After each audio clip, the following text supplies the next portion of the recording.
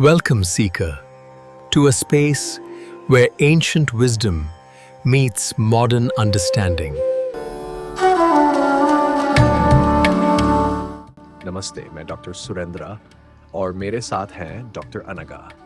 हम साथ मिलकर आपके साथ साझा करेंगे कि कैसे आयुर्वेद का प्राचीन नॉलेज और आर्टिफिशियल इंटेलिजेंस मिलकर आपके स्वास्थ्य और जीवन को एक नई दिशा दे सकते हैं। हम आपको अपना ऑडियो पॉडकास्ट दे रहे हैं जिसे आप कहीं भी कभी भी सुन सकते हैं।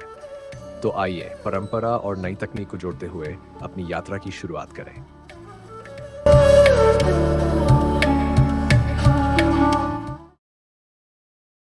नमस्कार। आज हम बात कर रहे हैं उन छोटे दानेदार मनकों की जिन्हें रुद्राक्ष कहते हैं। ये सिर्फ आस्था की चीज है या इनके पीछे कोई गहरा कोई विज्ञान भी काम कर रहा है? हाँ, नमस्कार। देखिए, आज की जो हमारी ये पड़ताल है, इसका आधार कई रिसर्च पेपर्स और लेख हैं, जैसे डॉक्टर सुरेंद्र गिरी और डॉक्टर अनघा गोसावी।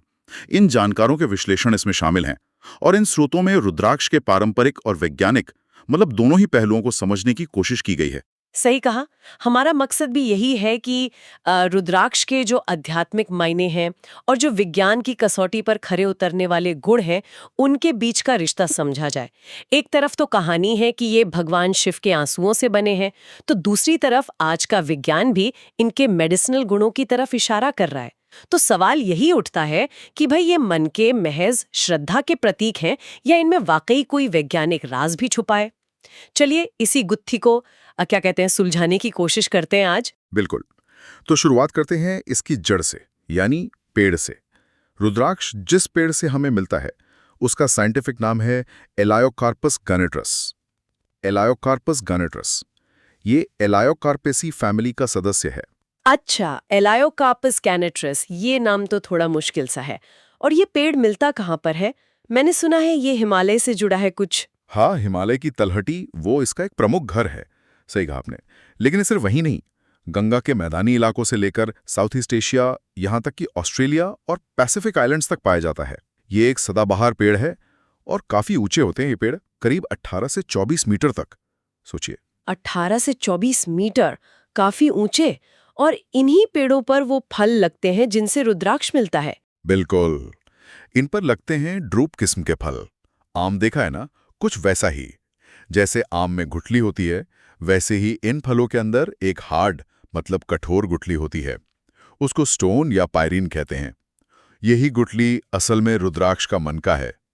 अगर इसके साइंटिफिक क्लासिफिकेशन को देखें तो ये प्लांटे किंगडम का हिस्सा है। दुनिया भर में एलायोकार्पस की करीब 300 स्पीशीज हैं और भारत में ही कोई 35 मिलती हैं। ठीक है, तो ये पेड़ और फल की बात हुई, पर जो मनका हमारे हाथ में आता है वो असल में दिखता कैसा है? आकार, रंग, उसकी बनावट।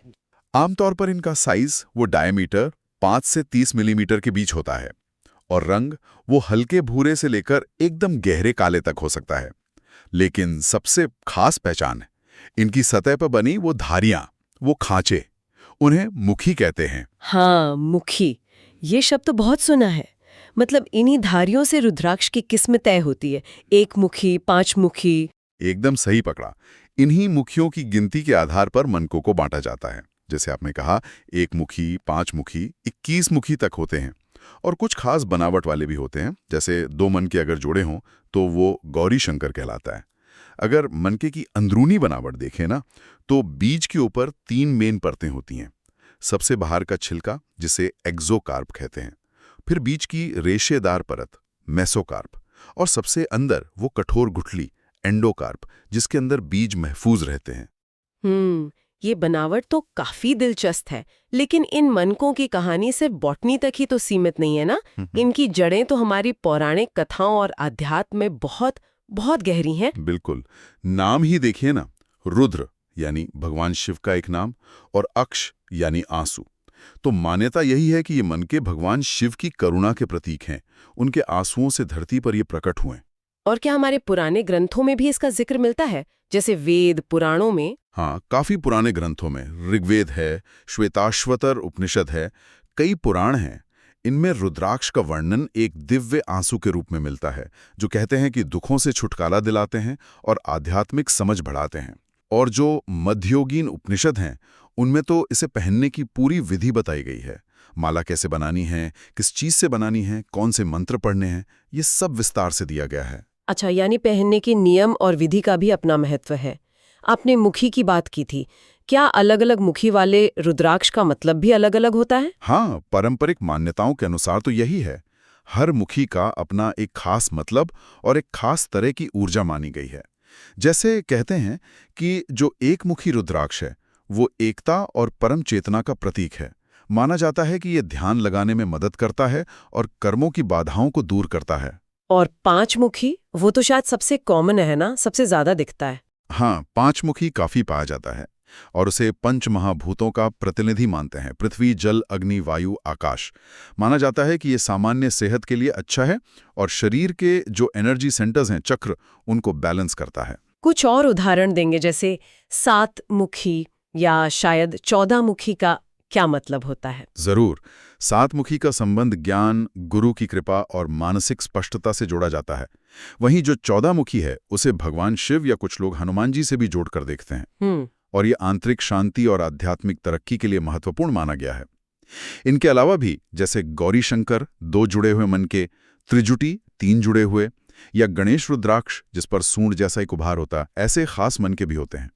इन्हें अलग अलग देवी देवताओं का स्वरूप मानकर विशेष आशीर्वाद के लिए धारण किया जाता है। यहाँ दिलचस्प बात यह है कि कैसे हर मुखी को एक खास मतलब और ऊर्जा दी गई है।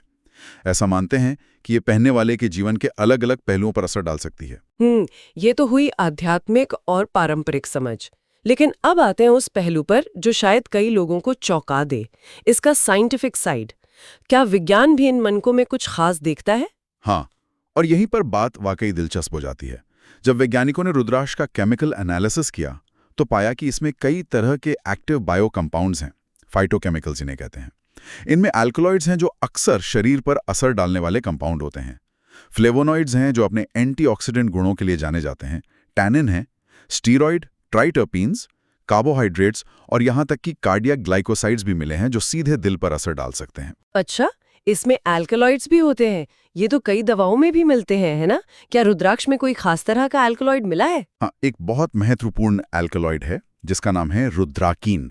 रुद्राकीन इसे 1979 में आइसोलेट किया गया था और माना जाता है कि रुद्राक्ष के कुछ जो औषधीय प्रभाव हैं, जैसे शायद शांत करने वाले या ब्लड प्रेशर कंट्रोल करने वाले असर, उसमें इसका खास रोल हो सकता है। ये तो दिलचस्प है, रुद्राकीन। और इसके अलावा क्या कोई और ऐसा वैज्ञानिक गुण है जो इसे खास बनाता हो? एक और बहुत ही अनोखी बात है इनके बायो इलेक्ट्रिकल गुण, bio electrical properties. Bio electrical गुण, इसका क्या मतलब हुआ? क्या ये किसी तरह की बैटरी जैसा काम करता है? कुछ वैसा ही समझ सकते हैं आप, पर बहुत ही माइक्रो लेवल पर। रिसर्च में पाया गया है कि ये मन के बहुत हल्के, मतलब बहुत ही सूक्ष्म इलेक्ट्रिक सिग्नल पैदा करते हैं जिन्हें मल्टीमीटर जैसे सेंसिटिव उपकरण से मापा जा सकता है। सोचिए, जैसे हमारी घड़ियों में एक छोटी सी बैटरी होती है, कुछ वैसा ही इन मनकों में भी नेचुरली बहुत हल्का करंट पैदा होता है। अरे वाह, ये तो कमाल है, एक कुदरती बैटरी जैसा। और इसका हमारे शरीर पर क्या असर होता होगा फिर? माना ये जाता है कि ये जो सूक्ष्म विद्युत धाराएं हैं, ये पहनने वाले के शरीर के अपने बायो इलेक्ट्रिकल सिस्टम या जिसे बायोफील्ड कहते हैं, उसके साथ इंटरैक्ट करती हैं। इससे हो सकता है कि नर्वस सिस्टम शांत हो और शायद शारीरिक और मानसिक संतुलन बनाने में मदद मिलती हो। ये वो पॉइंट है जहां पारंपरिक मान्यताएं और आधुनिक विज्ञान एक दूसरे से मिलते हुए दिख रहे हैं। तो इन केमिकल और बायो इलेक्ट्रिकल गुणों का सीधा असर हमारी सेहत पर कैसे पड़ता है? क्या इस पर कोई स्टडीज हुई हैं? हाँ, काफी स्टडीज हुई हैं जो इसके संभावित औषधीय गुणों की ओर इशारा करती हैं। मिसाल के तौर पर रुद्राक्ष में न्यूरोप्रोटेक्टिव गुण देखे गए हैं, यानी नर्वस सिस्टम की रक्षा करने वाले। कुछ स्टडीज बताती हैं कि ये मिर्गी, माइग्रेन और नसों के दर्द, जिसे न्यूराल्जिया कहते हैं, उन समस्याओं में राहत दे सकता है। अच्छा, नर्वस सिस्टम के लिए। और दिल की सेहत के लिए कुछ? हृदय संबंधी लाभ भी रिपोर्ट किए गए हैं, जैसे धड़कन और ब्लड प्रेशर को स्थिर रखने में ये मददगार हो सकता है। इसमें कार्डियोटोनिक प्रभाव भी देखे गए हैं। इसका मतलब है कि ये हृदय की मांसपेशियों को ताकत दे सकता है। तो ऐसा लगता है कि रुद्राक्ष शरीर के 2 मुख्य कंट्रोल सिस्टम्स, नर्वस सिस्टम और सर्कुलेटरी सिस्टम, दोनों पर एक शांत और स्थिर करने वाला प्रभाव डाल सकता है। दिल और दिमाग के अलावा क्या शरीर की जो अंदरूनी सूजन होती है या दर्द होता है उसमें भी इसका कोई रोल है? हाँ, इसमें एंटी इन्फ्लेमेटरी यानी सूजन कम करने वाले और एनॉल्जेसिक यानी दर्द निवारक गुण भी पाए गए हैं। गठिया जैसी स्थितियों में दर्द और सूजन के जो मार्कर होते हैं उन्हें कम करने में इसे प्रभावी पाया गया है। साथ ही इसके एंटी माइक्रोबियल यानी बैक्टीरिया रोधी और एंटी फंगल यानी फंगस रोधी गुण भी हैं। पारंपरिक रूप से तो इसकी भस्म या अर्क का इस्तेमाल इन्फेक्शन रोकने में होता ही था और अब लैब स्टडीज भी इसकी पुष्टि करती दिख रही हैं।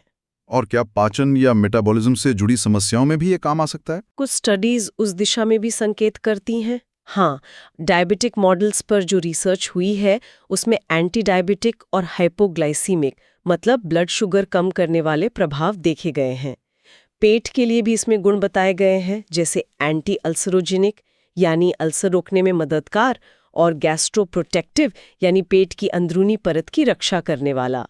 इसीलिए शायद पाचन संबंधी दिक्कतों में भी इसका इस्तेमाल होता आया है। और तो और ये एक एंटीऑक्सीडेंट भी है जो शरीर में नुकसान करने वाले फ्री रेडिकल से लड़ता है। और इसमें एंटी अस्थमैटिक गुण भी पाए गए हैं जो सांस की तकलीफ में राहत दे सकते हैं। अरे बाप रे, ये तो मतलब गुणों की पूरी पिटारी लगती है। इतने सारे अलग अलग तरह के प्रभाव। क्या इन गुणों को और ज्यादा असरदार बनाने के लिए कोई नई टेक्नोलॉजी पर भी काम हो रहा है? हाँ, कुछ एक्सपेरिमेंटल काम उस दिशा में भी हुआ है। जैसे रुद्राक्षा नैनो कंजुगेट्स बनाए गए हैं। Rudraksha nano conjugates. शुरुआती रिसर्च ये कहती है कि नैनो टेक्नोलॉजी का इस्तेमाल करके इसके एंटी माइक्रोबियल और एंटी प्रोलिफरेटिव गुणों को शायद और बेहतर बनाया जा सकता है। एंटी प्रोलिफरेटिव मतलब कोशिकाओं की जो अनियंत्रित बढ़त होती है उसे रोकने वाला, जो कैंसर जैसी बीमारियों में अहम है। अगर हम इसे थोड़ा बड़े परिप्रेक्ष्य से जोड़ें तो हम देखते हैं कि कैसे एक पारंपरिक चीज, एक पारंपरिक उपचार आधुनिक वैज्ञानिक जांच पड़ताल से गुजर रहा है।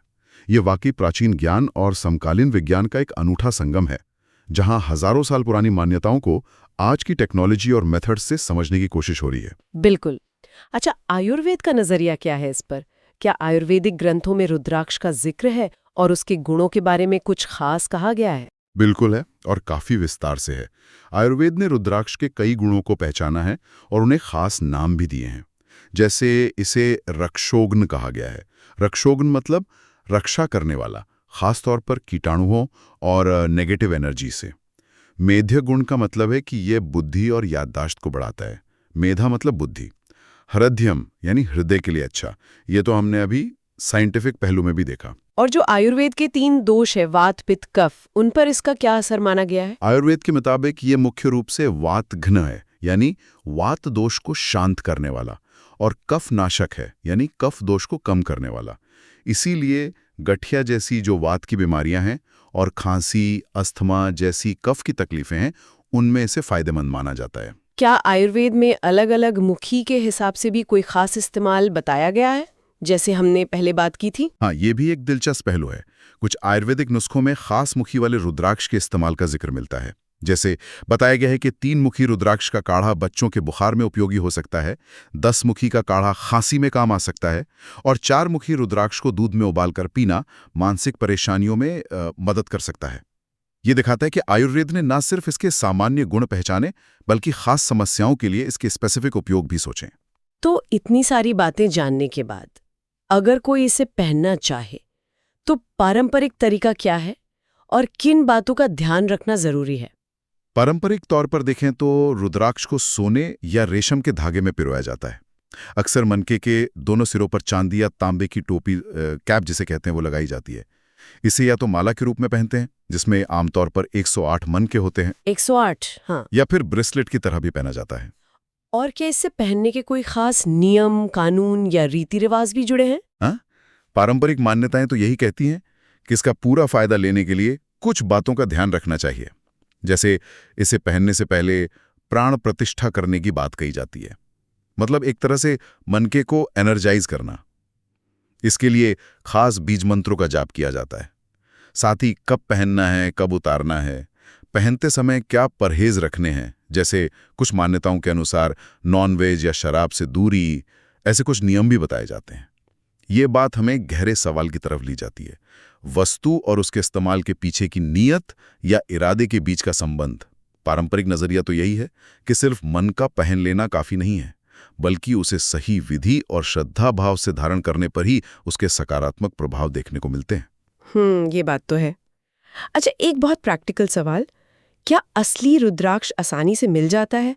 और असली नकली की पहचान कैसे हो? आजकल तो हर चीज में मिलावट का डर रहता है। एक बहुत जरूरी मुद्दा उठाया आपने। असली अच्छी क्वालिटी का रुद्राक्ष, खासकर जो नेपाल और इंडोनेशिया से आता है, जिसे ज्यादा ऊर्जावान माना जाता है, वो उतना आम नहीं है। और जो ऊंचे हिमालयी इलाकों का रुद्राक्ष है, वो तब पेड़ों की कटाई और दूसरे कारणों से और भी दुर्लभ होता जा रहा है। ये एक चिंता की बात भी है संरक्षण के नजरिए से। तो फिर बाजार में जो मिलता है उसकी गारंटी कैसे हो, कैसे पहचाने? देखिए, पहचान के लिए कुछ पारंपरिक तरीके तो हैं, जैसे मनके की बनावट देखना, धारियों का नेचुरल लगना, उसका वजन महसूस करना। पानी में डुबाकर देखने वाला टेस्ट भी काफी लोग करते हैं, हालांकि वो हमेशा 100% भरोसेमंद नहीं होता। ज्यादा पक्का तरीका तो यही है कि किसी भरोसेमंद जाने माने विक्रेता से लें, या फिर अगर मुमकिन हो तो किसी सर्टिफाइड लैब से उसका टेस्ट करवाएं जो उसके केमिकल मार्कर्स का विश्लेषण कर सके। एक बात और, असली रुद्राक्ष की बनावट एकदम परफेक्ट मशीन मेड जैसी नहीं होती। उसमें थोड़ी प्राकृतिक इरेगुलरिटी, मतलब अनियमितता होती ही है। तो कुल मिलाकर हमने रुद्राक्ष की कहानी को कई अलग अलग कोणों से देखा, पौराणिक कथाओं से लेकर पेड़ पौधों के विज्ञान तक, और केमिकल एनालिसिस से लेकर आयुर्वेदिक नुस्खों और पहनने के तरीकों तक। इस सब का सार क्या निकलता है, निचोड़ क्या है? सार मेरे हिसाब से यही है कि रुद्राक्ष एक ऐसी अनोखी चीज है जो प्राचीन आध्यात्मिकता और आधुनिक विज्ञान के बीच एक पुल की तरह काम करती है। ये दिखाता है कि कैसे हजारों साल पुराना पारंपरिक ज्ञान, जो हमारे वेदों, पुराणों और आयुर्वेद में सहेजा गया है, आज की वैज्ञानिक कसौटी पर भी खरा उतर सकता है, या कम से कम हमें रिसर्च के लिए नई दिशाएं तो दे ही सकता है। ये तन और मन दोनों की सेहत के लिए एक होलिस्टिक, एक समग्र नजरिया पेश करता है। वाकई ये सिर्फ एक मन का भर नहीं लगता, बल्कि प्रकृति, आस्था और विज्ञान का एक संगम बिंदु सा महसूस होता है। और इस पूरी चर्चा के बाद एक सवाल मेरे मन में भी उठ रहा है, अगर रुद्राक्ष में वाकई ये बायोइलेक्ट्रिकल गुण हैं, तो क्या भविष्य में होने वाली रिसर्च हमें ये ठीक-ठीक बता पाएगी कि ये सूक्ष्म विद्युत ऊर्जा हमारे शरीर के एनर्जी सिस्टम से आखिर किस तरह इंटरैक्ट करती है, उसका मैकेनिज्म क्या है? या फिर दूसरा पहलू देखें, जिस तरह ये दुर्लभ हो रहा है, उसे देखते हुए क्या हम इसकी बढ़ती मांग और इसे उगाने वाले पेड़ों के संरक्षण के बीच कोई संतुलन बना पाएंगे? ये कुछ ऐसे सवाल हैं जिनके जवाब शायद हमें आने वाले वक्त में खोजने होंगे।